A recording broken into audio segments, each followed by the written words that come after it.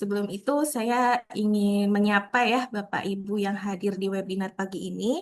Selamat pagi, semoga masih semangat. Sebelumnya, perkenalkan nama saya Aryani Puspitasari atau bisa dipanggil Ita. Saya akan membawakan eh, micro webinar series yang berjudul To BIM or Not to BIM. Jadi kita akan membahas seberapa penting sih BIM untuk industri konstruksi saat ini.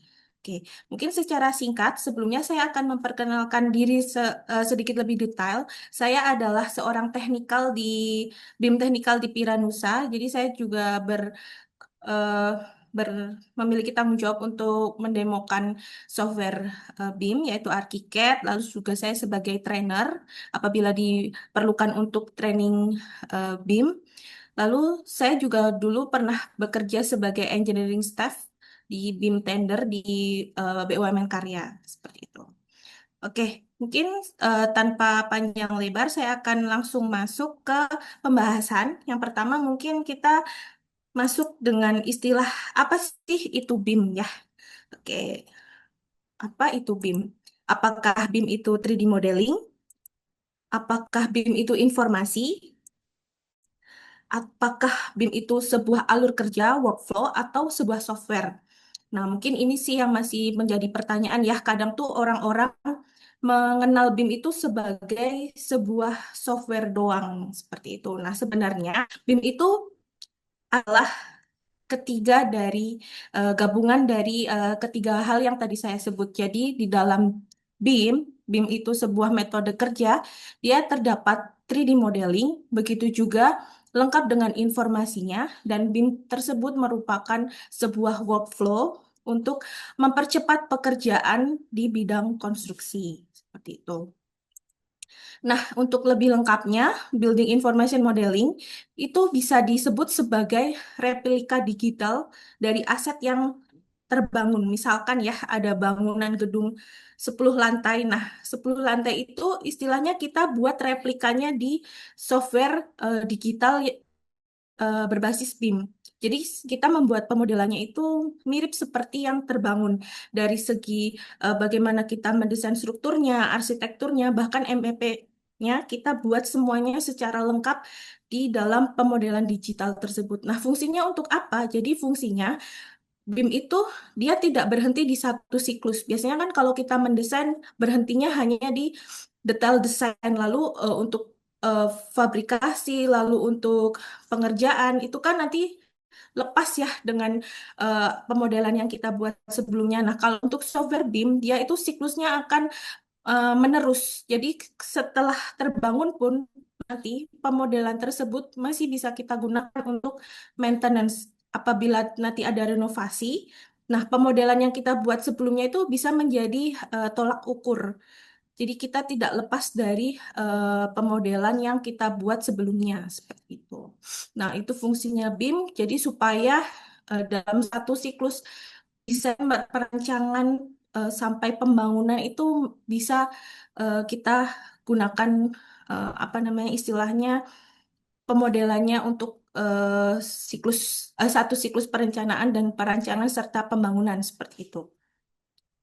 Lalu BIM itu untuk semuanya. Mungkin selama ini yang dikenal tuh BIM condongnya untuk arsitektural saja atau untuk yang istilahnya bangunan gedung.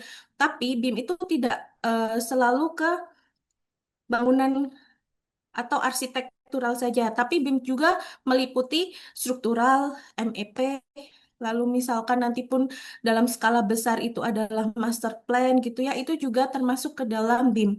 Jadi BIM ini memungkinkan para profesional dalam bidang AEC untuk dapat merancang, membangun, dan memelihara bangunan dengan jauh lebih efisien dibandingkan dengan alur kerja konvensional menggunakan CAD seperti itu. Nah, mungkin kalau selama ini yang kita tahu alur kerja konvensional itu kan dia menggunakan CAD saja atau CAD dengan 3D software terpisah. Nah, sebenarnya alur kerja konvensional ini bisa dibilang tidak terkoneksi karena apa? Misalkan kita punya sebuah desain bangunan seperti itu ya, kita sketsa terlebih dahulu, lalu kita buat nih 2D atau plannya di CAD. Nah, setelah itu kita buat 3D modelingnya. Nah, setelah 3D modelingnya, ternyata ketika mau dibangun, ada misalkan di bagian struktur dan MEP ternyata saling bertabrakan seperti itu ya. Nah, itu mengakibatkan perubahan desain. Nah, perubahan desain ini kita harus kembali lagi ganti CAD-nya. Nah, setelah ganti CAD-nya, masih harus ganti 3D building-nya. Jadi siklusnya selalu berputar dan tidak efisien seperti itu. Mengakibatkan kalau kita menggunakan cara konvensional, nanti akan banyak rework atau pekerjaan ulang seperti itu. Lalu juga mengakibatkan kita waktu desainnya menjadi mengulur ya, jadi lebih lama karena ada revisi-revisi secara terus-menerus diakibatkan misalkan antara denah struktural dengan MEP atau arsitektural itu ternyata setelah di overlay dia saling bertabrakan. Nah, biasanya kalau konvensional permasalahannya di situ. Nah, dengan BIM workflow, semua hal seperti dokumentasi, visualisasi, 2D CAD, terus untuk 3D modeling, MEP modeling, kolaborasi, OKI, bahkan struktural analisis, lalu ada energi evaluasi, clash detection, itu semua bisa diakomodir di dalam workflow BIM. Jadi dalam satu file nanti bisa digunakan oleh beberapa peran, misalkan arsitektur, struktur, MEP, untuk saling berkoordinasi supaya perancangan bangunan tersebut itu bisa tabrakan antara elemen satu dengan elemen lainnya seperti itu. Oke, lalu di sini saya akan menunjukkan sedikit terkait grafik McLemy, di mana yang biru ini merupakan alur kerja menggunakan BIM, dan kalau yang merah ini menggunakan cara konvensional atau biasa kita menggunakan CAD dan 3D modeling secara terpisah. Nah, kalau misalkan kita menggunakan cara konvensional, kita membuat konsep dulu, design development, lalu biasanya ketika construction dokumen atau dokumen konstruksi baru ketahuan nih di bagian ini banyak ternyata desain itu yang saling bertabrakan. Nah, ini nanti mengakibatkan kita masih perlu revisi-revisi berulang di bagian construction dokumen. Nah, ini harus tektokan lagi ya antara arsitek, sipil, MEP, seperti itu. Nah, sedangkan kalau menggunakan BIM, dari awal konseptual memang effortnya jauh lebih besar. Mungkin akan jadi di bagian konseptual design, lalu ke design development, seluruh divisi seperti arsitektur, sipil, lalu MEP sudah saling terintegrasi dari awal sehingga desain bangunannya itu secara keseluruhan sudah saling terintegrasi dan meminimalisir adanya benturan antara misalkan arsitektur, sipil, dan MEP-nya. Nah, ini mengakibatkan ketika nanti sudah masuk tahap construction dokumen, kita tinggal meneruskan apa yang sudah dikonsep secara matang sebelumnya. Jadi, untuk istilahnya untuk grafiknya itu dia akan effortnya menjadi lebih kecil ke belakang seperti itu. Nah, jadi semakin sedikit error pada desain dan semakin sedikit isu konstruksi apabila kita menggunakan BIM workflow. Nah, kalau misalkan tadi kita menggunakan yang cara konvensional atau yang menggunakan CAD dan 3D modeling secara terpisah, nanti biasanya juga akan mengakibatkan adanya penambahan biaya di belakang ya. Karena kan waktu desainnya jadi mundur, jadi kita harus menambah biaya misalkan menambah kontrak kerja dari eh, tenaga ahlinya, terus misalkan juga ternyata di saat konstruksi ada elemen bangunan yang sudah terbangun harus dibongkar lagi seperti itu ya karena baru ketahuan di dokumen konstruksi. Nah, itu akan menambah biaya yang lebih besar di belakangnya. Tapi kalau kita menggunakan BIM workflow, estimasi biaya itu sudah terkunci dari awal. Jadi ini juga akan meminimalisir adanya penambahan-penambahan biaya yang semakin besar di belakang, di tahap belakang seperti itu. Lalu dengan menggunakan BIM, ini juga dapat meningkatkan eh, pendapatan. Nah, karena untuk teknologi BIM itu sendiri terbukti dapat meningkatkan pendapatan dari suatu kantor dikarenakan dengan BIM dia dapat meningkatkan produktivitas dan pengalaman dari pelanggan itu sendiri. Di mana yang pertama dengan BIM nilai plusnya visualisasi desain itu jauh lebih baik. Lalu dari awal juga deteksi bisa mendeteksi tabrakan antara tadi ya antara desain misalkan sipil dan MEP atau sipil dengan arsitektur. Jadi kita bisa memitigasi resiko dalam desain, lalu dapat juga meningkatkan kolaborasi dan koordinasi. Jadi hal ini dapat membantu untuk si user itu bisa lebih istilahnya lebih menyingkat waktu dalam mengolah desainnya secara matang seperti itu. Lalu perhitungan kuantitas yang akurat. Nah, ini biasanya kalau BIM juga bisa membantu untuk menghitungkan bill of quantity ya dan untuk estimasi biaya. Jadi kita sudah punya perhitungannya itu dari awal tahap konseptual seperti itu. Lalu juga BIM dapat membantu meningkatkan membantu untuk pemeliharaan fasilitas atau building management. Nah, ini mungkin sedikit perbedaan antara apabila proyek tersebut menggunakan BIM dan tanpa BIM. Dengan BIM, total biaya itu akan lebih rendah karena dapat meminimalisir rework atau pekerjaan ulang seperti yang tadi saya katakan. Kalau dengan BIM kan konsepnya itu sudah matang dari tahap konseptual. Jadi ketika dokumen konstruksi, kita tinggal meneruskan dari konseptual. Nah, biasanya itu sudah dideteksi nih ada kelas-kelas tertentu tidak dalam desainnya. Jadi bisa langsung diambil keputusan untuk mengubah desain secepatnya ketika tahap konseptual. Nah, ini akan meminimalisir adanya rework.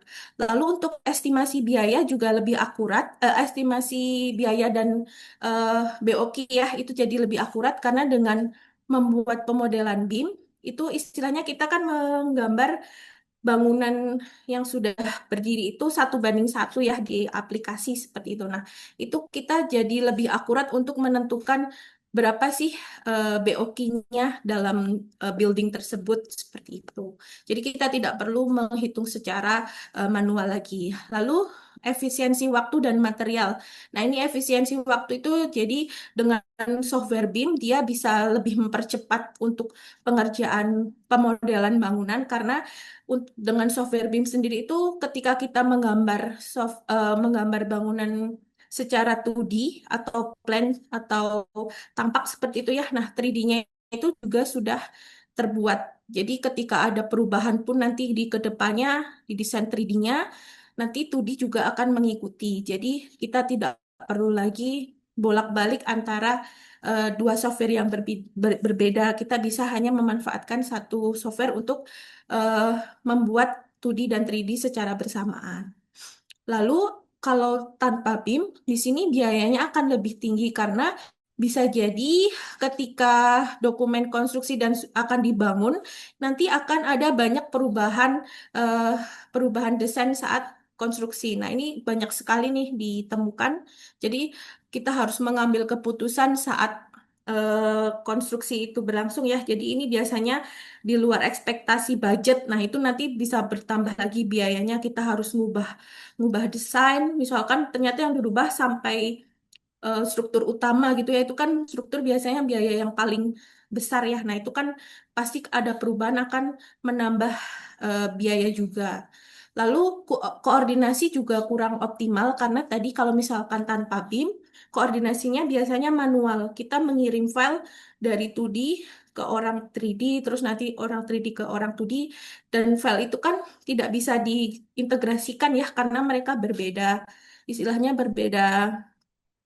Satunya geometri, satunya bidang bidang ruang, mohon maaf, apa namanya, ruang seperti itu ya. Kalau misalkan pakai 3D modeling itu kan dia ruang ya. Nah, itu tidak bisa diintegrasikan. Lalu ada resiko keterlambatan. juga dalam proyek karena tadi kan kalau misalkan kita rework, maka penambahan waktu pembangunan itu pasti eh, akan ada di belakang seperti itu. Oke, lalu industri konstruksi ini sudah mengalami perubahan dan tentunya BIM itu bukan lagi sebuah pilihan. Jadi BIM juga saat sudah banyak ya diwajibkan terutama di proyek-proyek milik pemerintah itu juga sudah diwajibkan untuk bangunan di atas 2 lantai atau 3 lantai kalau tidak salah terus di atas 2000 meter persegi itu sudah diwajibkan menggunakan BIM. Jadi mau tidak mau kita sebagai pelaku usaha konstruksi itu harus mengikuti perkembangan dari teknologi yang ada sekarang seperti itu. Nah, untuk tantangan besar pada industri ini ada beberapa. Pertama komunikasi. Nah, ini 40% kira-kira di seluruh proyek itu komunikasi yang buruk menjadi yang paling utama faktornya. Dengan building information modeling, kita bisa mengatasi hal itu karena dengan BIM modeling bangunannya itu menjadi terpusat dan itu memungkinkan kolaborasi secara real time dan saling berbagi informasi antar tim seperti itu. Lalu, tantangan yang kedua ada pengelolaan material dan produk. Nah, dengan BIM, di sini kita bisa meningkatkan integrasi data yang kaya dan memungkinkan untuk melakukan pengecekan material, spesifikasi, dan BOQ secara akurat. Lalu di sini juga ada tantangan untuk peningkatan kompleksitas desain dengan BIM, pemodelan yang bersifat parametrik dapat disederhanakan melalui geometri kompleks dan meningkatkan visualisasi. Lalu di sini juga ada tantangan untuk permintaan akan output digital. Biasanya kan sekarang juga sudah banyak ya yang minta itu dalam bentuk digital, 3D digital supaya mereka bisa memvisualisasikan. Karena kalau hanya print out 2D, kadang user itu tidak ada bayangan gimana sih kalau mereka ada di bangunan tersebut. Nah, dengan BIM ini bisa menghasilkan keluaran digital yang terkoordinasi seperti gambar, terus pemodelan 3D, lalu juga ada BIMX. Nah, BIMX ini bisa dibuka dari iPad atau tablet Android. Lalu juga ada tantangan besar lagi di industri konstruksi itu tantangan dari tenaga kerja. Nah, dengan BIM ini bisa kita meminimalisir eh, dengan otomatisasi dan alur kerja yang intuitif mengurangi pekerjaan manual. Jadi yang seperti saya sebutkan tadi, kalau dengan BIM, otomatisasinya itu antara 2D dan 3D dia udah saling terintegrasi ya. Kalau misalkan kita ubah 2D-nya, terus 3D-nya akan mengikuti. Nah, ini adalah salah satu otomatisasi yang bisa dilakukan apabila kita menggunakan software berbasis BIM. Lalu tantangan selanjutnya adalah mengelola tim desain eksternal atau subkontraktor. Nah, kalau untuk BIM sendiri itu dia metode yang mewadahi kolaborasi juga. Jadi BIM itu terutama yang open BIM itu akan memastikan koordinasi bersifat lancar untuk semua stakeholder yang terlibat. Kalaupun nanti ada stakeholder seperti misalkan orang sipil, orang MEP-nya itu masih menggunakan CAD, sedangkan kita sebagai arsitekturnya sudah menggunakan BIM dan Open BIM, itu masih saling terkoneksi seperti itu, saling berkoordinasi, jadi tidak perlu khawatir. Lalu juga ada tantangan lagi di industri konstruksi itu berupa kesalahan dan kelalaian.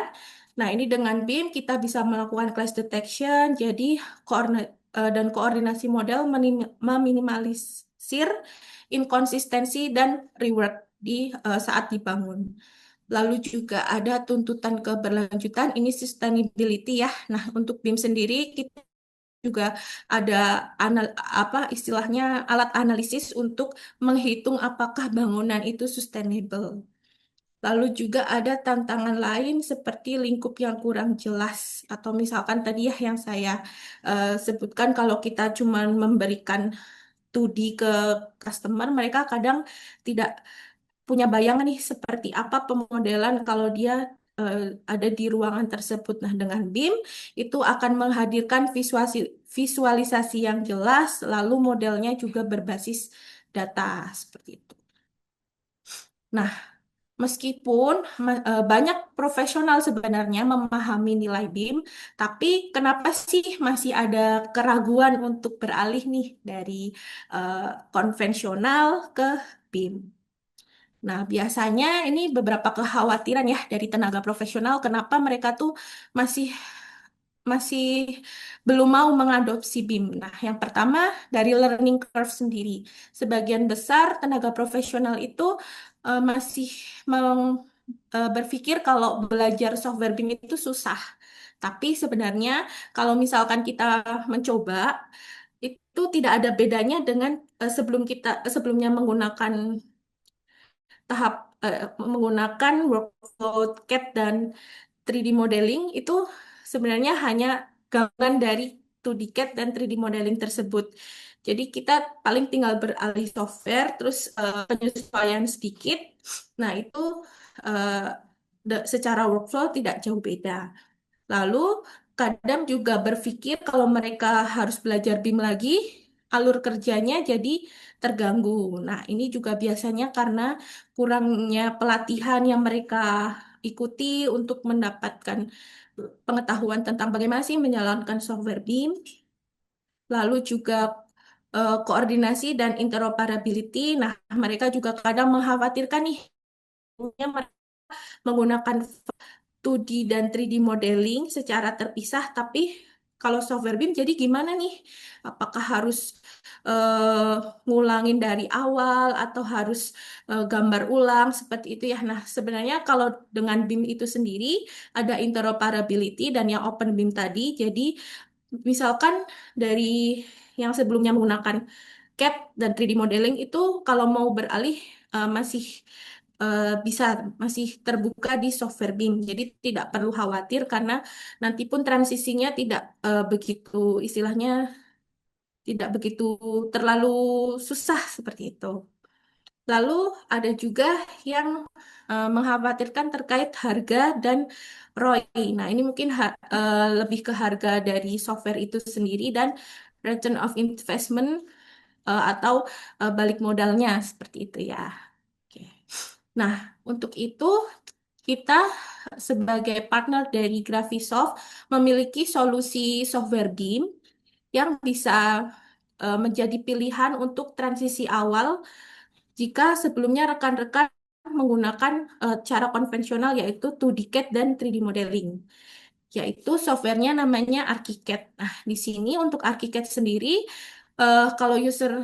kalau rekan-rekan belum pernah tahu ya atau masih tidak familiar dengan apa sih software ini, nah tidak perlu khawatir karena software ArchiCAD ini merupakan salah satu software yang user friendly, lalu intuitif untuk dioperasikan dan sangat mudah untuk dipelajari, apalagi kalau user ini backgroundnya dari arsitek, mohon maaf. Karena untuk arsitek itu sendiri, dia adalah software yang dikembangkan oleh arsitek untuk arsitek seperti itu. Nah, mungkin ini sedikit video ya yang bisa menjelaskan mengenai software ArchiCAD itu sendiri. Jadi, kalau kita menggunakan software ArchiCAD ketika membuat gambar 2D seperti ini, nanti dia 3D-nya akan otomatis terbangun. Jadi kita tidak perlu lagi berpindah software untuk membuat 3D modelingnya. Dalam ArchiCAD itu sendiri juga bisa kita menentukan material yang mau digunakan. Lalu juga misalkan kita mau membuat custom-custom fasad seperti itu ya. Nah, ini bisa kita lakukan dalam satu software yang sama. Nah, ini juga ada in-house library-nya. Misalkan kita mau membuat pintu, tidak perlu kita mendownload dari software atau web luar terus diimport gitu ya. Nah, di ArchiCAD sudah ada in-house library yang bisa digunakan. Oke. Oke, selain itu juga di ArchiCAD ada AI Assistant. Nah, ini bisa digunakan untuk user yang belum pernah menggunakan ArchiCAD. Jadi bisa ditanyakan saja bagaimana cara penggunaan tools-tools yang ada di ArchiCAD melalui AI Assistant ini. Jadi tidak perlu khawatir kalau sebelumnya belum pernah nih menggunakan software ArchiCAD untuk pengoperasiannya, kita bisa tanya saja di AI Assistant ini. Seperti itu.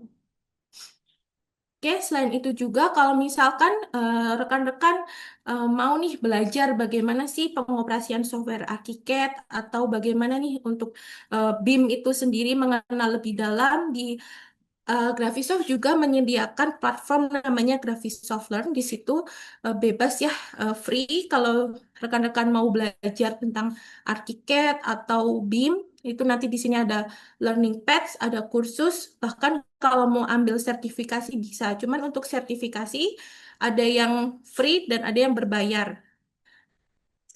Kalau untuk yang free itu yang BIM user, kalau dari yang BIM author ke BIM manager ini nanti ada pembayaran. Nah, untuk belajarnya nanti bisa masuk ke https://learn.graphisoft.com.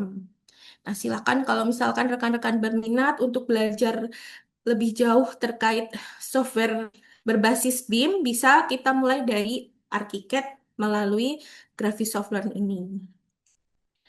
Oke, lalu selanjutnya juga ArchiCAD berkomitmen dia adalah software BIM yang mengadopsi Open BIM yang tadi saya bilang. Jadi di ArchiCAD kalau tadi sebelumnya menggunakan CAD atau format DWG dan 3D modeling misalkan SketchUp ya SKP itu tidak perlu khawatir di ArchiCAD juga bisa kita memasukkan file-file tersebut. Jadi ArchiCAD memiliki 40 format file untuk ekspor dan import termasuk DWG PDF, XLS, dan SAF.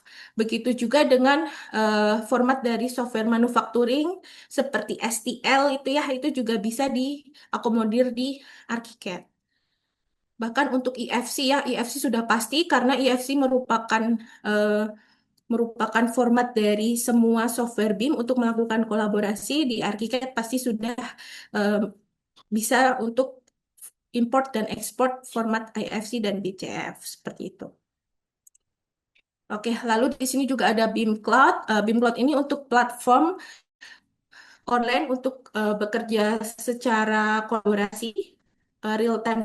Jadi kalau misalkan nanti rekan-rekan di sini pertama belajar ArchiCAD dulu nih sendiri. Nah, misalkan mau lebih kompleks lagi, mau kolaborasi dalam satu beberapa orang secara bersamaan, itu nanti kita bisa memanfaatkan BIM Cloud ini seperti itu. Jadi nanti satu file bisa dikerjakan oleh beberapa orang secara bersamaan, misalkan ada yang jadi arsiteknya, sipilnya, terus MEP-nya.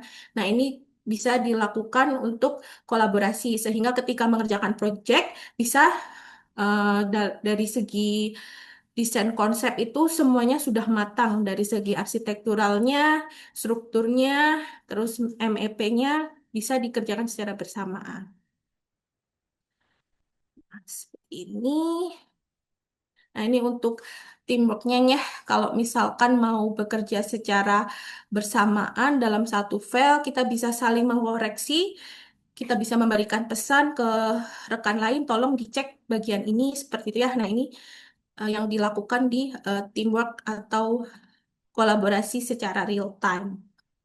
Nah, ini juga sudah banyak ya dilakukan oleh user-user kami, ArchiCAD untuk kolaborasi project. Biasanya project yang paling dikejar deadline-nya nih. Nah, ini bisa dimanfaatkan untuk fitur ini seperti itu.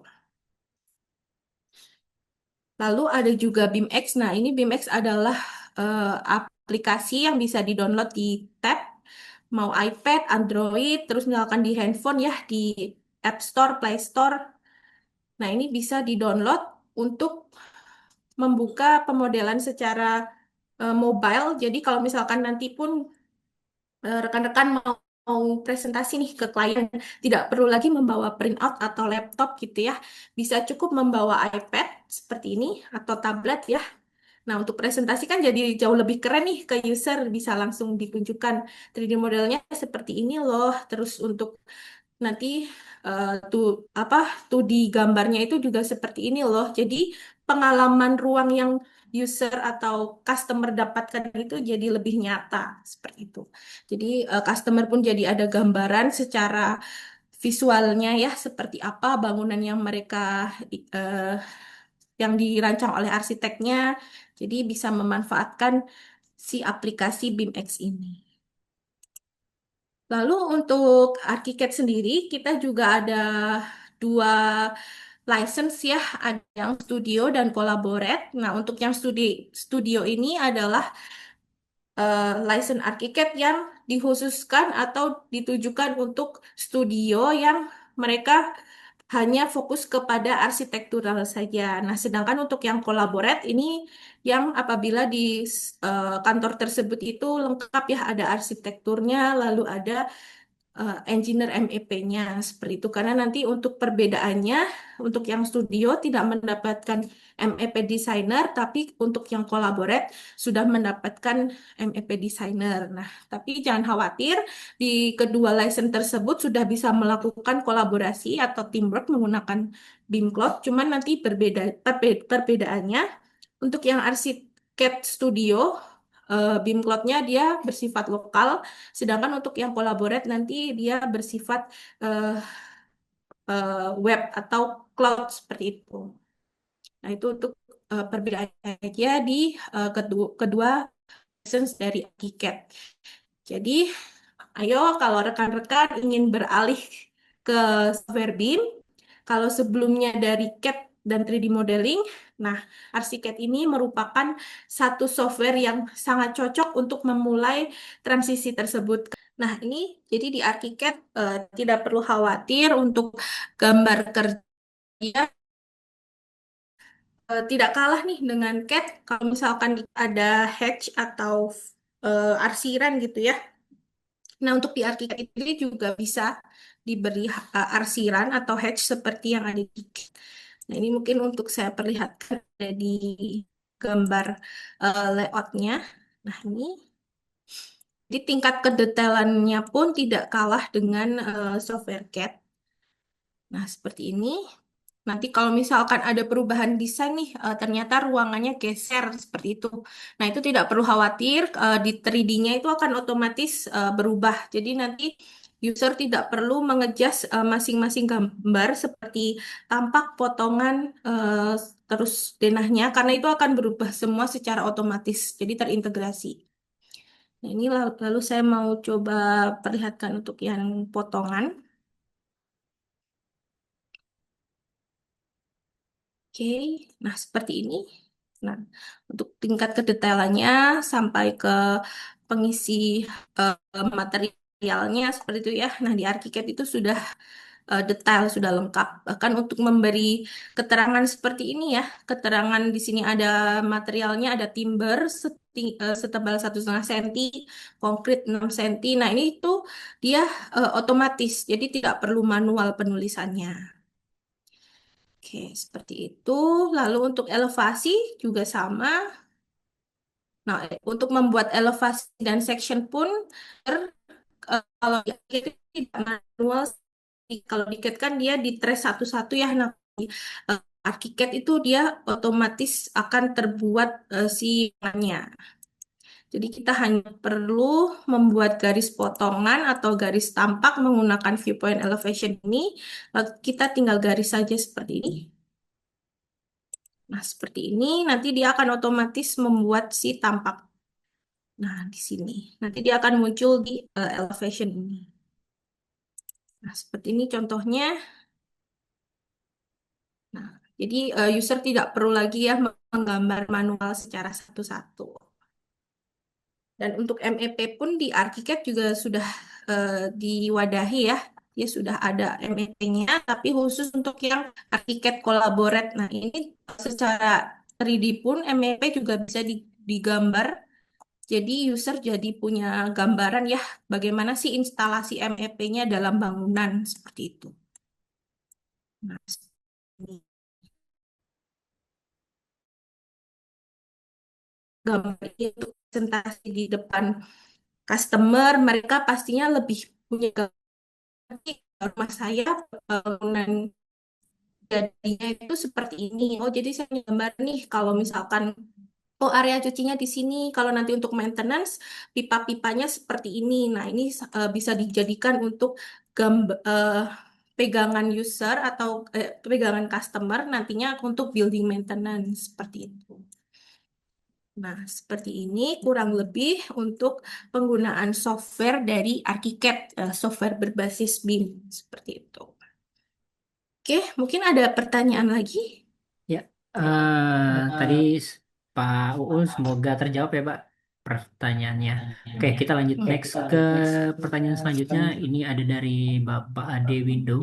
Workflow-nya di ArchiCAD apakah bisa digabung dengan workflow lain seperti ICC Docs? Kok nggak ada di saya? Ada di kolom chat. Hilang. SCC Docs itu apa, Mas? Iya. Oh, Em,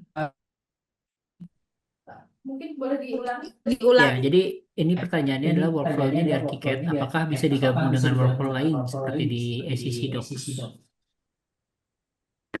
Kalau yang dimaksud SCC Docs itu Autodesk Construction Cloud ya. Nah, setahu saya itu untuk ACC dia itu juga bisa eh, apa ya istilahnya untuk sebagai platform untuk kolaborasi ya. Jadi kalau misalkan nanti ada ada konsultan yang menggunakan ACC, nah itu nanti bisa mengumpulkan dari dari beberapa user yang menggunakan software BIM lain dalam format IFC nanti bisa dibuka di situ seperti itu. Kalau yang dimaksud ACC itu Autodesk Construction Cloud ya. Nah, seperti itu sih. Jadi selama ini sih memang kalau di dunia profesional untuk kolaborasi, nah ACC itu sebagai platform untuk eh, kolaborasi format file BIM dalam bentuk IFC ya kalau berbagai software yang digunakan seperti itu. Oke. Oke, semoga terjawab Pak Ade yang dimaksud semoga puas dengan jawabannya ya Pak. Oke, next ke pertanyaan terakhir ada dari Bapak Anto. Bagaimana peran BIM jika digabungkan dengan AI atau digital twin untuk optimasi desain bangunan sebelum dibangun? Oke, mungkin kalau untuk AI ya, jadi AI itu bukan digunakan untuk menggantikan kita dalam mendesain ya. Biasanya kan kalau eh, AI itu ada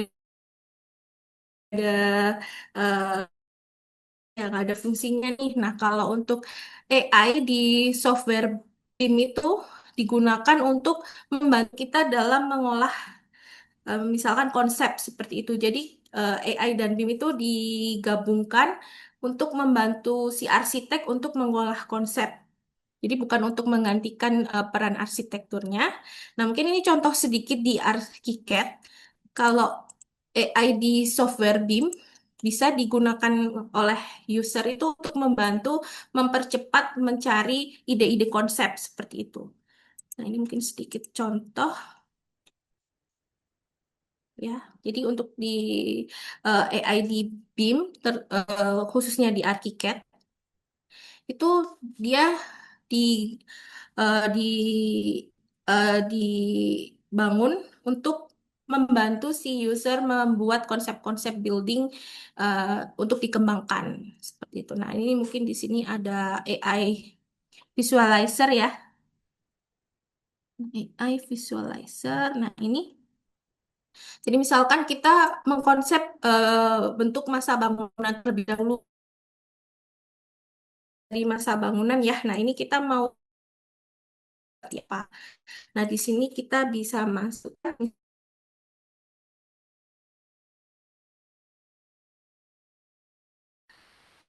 misalnya di sini ini. Oke. Nanti kita generate. Nah, mungkin hasilnya akan saya tunjukkan di sini ya. Ah, Oke.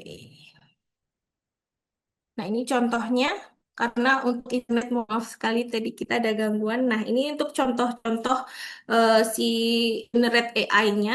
Jadi membantu kita untuk mencari konsep building. Memang hasilnya hanya JPEG ya, karena nanti pengembangannya kita eh, sebisa mungkin eh, apa ya tidak langsung jadi seperti itu. Jadi bisa dikembangkan lagi oleh user yang menggunakan si ArchiCAD. Dan untuk AI sendiri juga di ArchiCAD ke depannya akan muncul fitur-fitur yang membantu user seperti ada AI eh, AI untuk otomatisasi detailing dimensi, terus misalkan otomatisasi membuat pendetailan label atau keterangan material seperti itu. Nah, ini sedang dikembangkan ke depannya, jadi supaya si arsitek atau user yang menggunakan ArchiCAD ini lebih fokus ke desain, konsep desainnya. Jadi nanti di bagian gambar konstruksi atau gambar detail itu bisa dibantu oleh AI untuk menyelesaikannya. Nah, ini sedang dikembangkan ke depannya untuk dokumentasi.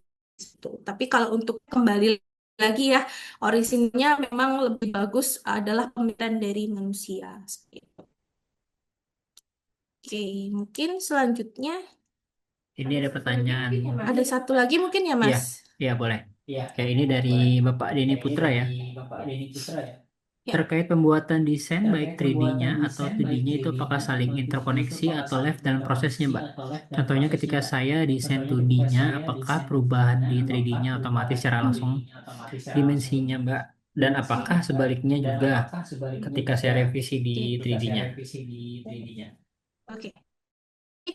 Sofi, ya, oke. Itu ketika menggunakan eh, atau gambar kalau tadi kita gambarnya di Dena ya. Nah, kita gambar Dena di sini ada wall, ada gambar seperti ini. Oke. Nah, ini mungkin contoh sedikit ya. Terus saya mau lihat videonya ya. Oke, sedikit. Nah, dia kalau seperti ini. Pun saya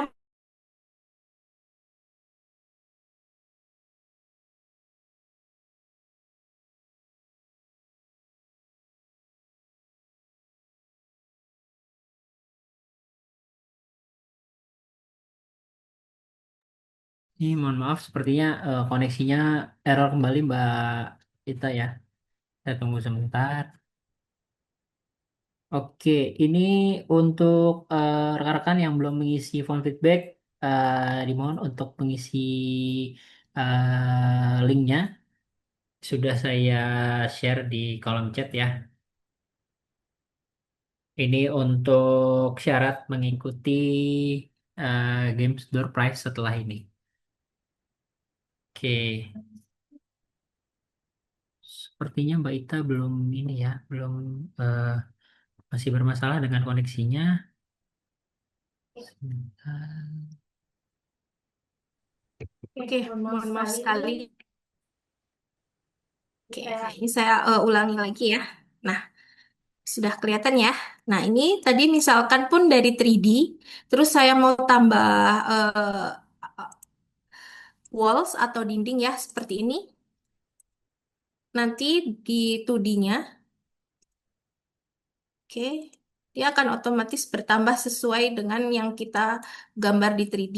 Jadi tidak perlu khawatir kalau misalkan nanti pun ternyata perubahan desainnya itu ada di akhir-akhir gitu ya. Nah, kita tidak perlu takut nih waktunya itu terbuang untuk mengkoreksi gambar dari 2D-nya ya. Nah, itu karena dia akan otomatis berubah seperti itu. Nah, ini enaknya kita menggunakan ArchiCAD ya kalau misalkan ada perubahan desain baik dari 2D atau 3D itu akan saling terintegrasi seperti itu.